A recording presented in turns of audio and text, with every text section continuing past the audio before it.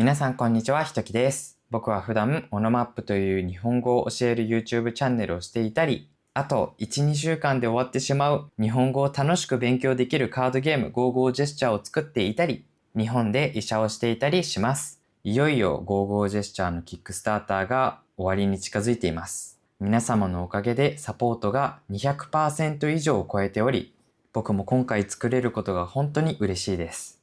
僕は本当にこのたった一つのカードゲームが皆さんの出会いとか皆さんの勉強のモチベーションを大きく変えると思うので、ぜひ日本語を勉強している人にはサポートしていただきたいなと思っております。今回サポートしてくれる人には必ずゲームが届けられるんですが、その後も販売し続けられるかどうかはサポート率によって変わるので、ぜひ興味がある人は今のうちにサポートをよろしくお願いします。欲しかったけど遅かったという声が一番悲しいので、今のうちによろしくお願いします。今日は別の言語を話せると世界が変わって見えるというテーマでお話ししたいと思います。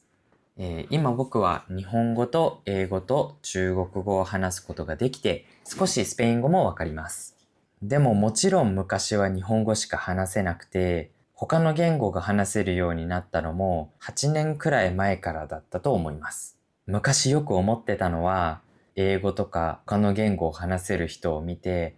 いやーかっこいいなーっていう風に思ってたんですよね。例えば英語を話せたら、正直世界のどこ行っても全然困らないし、旅行行くときに緊張することもないだろうし、もう仕事だって一生困らないだろうなというふうに思っていました。なんか街で困っている外国の人がいたときに、周りの人は英語が話せなくて困っている。そんな時に僕が通訳をしたら、めっちゃかっこいいだろうなという妄想をよくしていました。昔は海外に行く時の入国審査で英語で質問される時、ものすごくドキドキしていたし、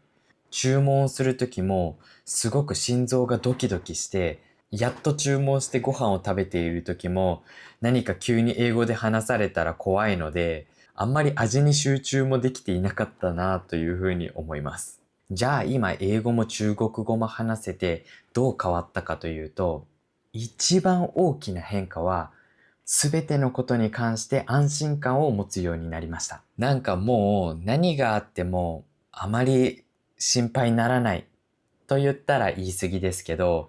ちょっとそれに近い感覚になったんじゃないかなというふうに思います。よく人の悩みは仕事とか恋愛とか健康とかいろいろあると思います。例えば仕事で言えば別の言語が話せるとなっただけで急にできる仕事の数が倍以上になりますよね。皆さんで言えば日本語を話せるだけで仕事の可能性も圧倒的に増えますよね。もちろん日本の会社で働くのもそうですけど、海外にある日本の会社で働いたり、あとは自分で日本に関するビジネスを始めたり、もう可能性は無限にあります。しかも日本語ってやっぱり難しいと思うんですよ。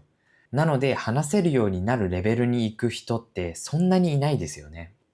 だからこそ日本語が話せるっていうだけでめちゃくちゃアドバンテージになりますよね。やっぱり今の日本も海外を視野に入れた会社がどんどん増えてきてるので、まあ仕事が全くなくなるっていうことはないかなという安心感もあります。あとは恋愛で言っても、皆さんが日本語を話せたとしたら、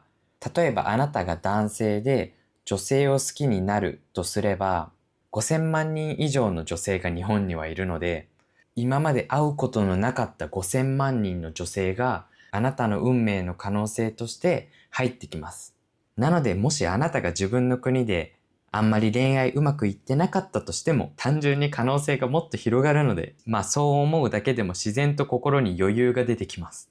僕の場合もそうでした。つまり何をするにおいても、もし今ここでうまくいかなかったとしても、他の日本人よりももっといろいろな可能性を持っているというふうに思えれば、他の選択肢が多くある分、少しメンタルが安定したのを覚えています。あとはもちろん旅行に行った時に本当にストレスが全然ないので、もう僕は最近はパスポートとお金と下着くらいしか持ってってない気がしますね。近くのスーパーに行く時よりは物を持っていきますけど、大体同じくらいの量しか海外に行く時も持って行っていない気がします。別に足りなかったら向こうで買えばいいしとか思ったり、わからなかったらその国の人に聞けばいいやと思ってるので、世界がものすごく近く感じます。日本語を勉強している皆さんも、日本語を少しでも話すことができれば、自分が本当は出会うことのなかった世界を見ることができるので、僕は本当にそれを夢見る皆さんを応援しています。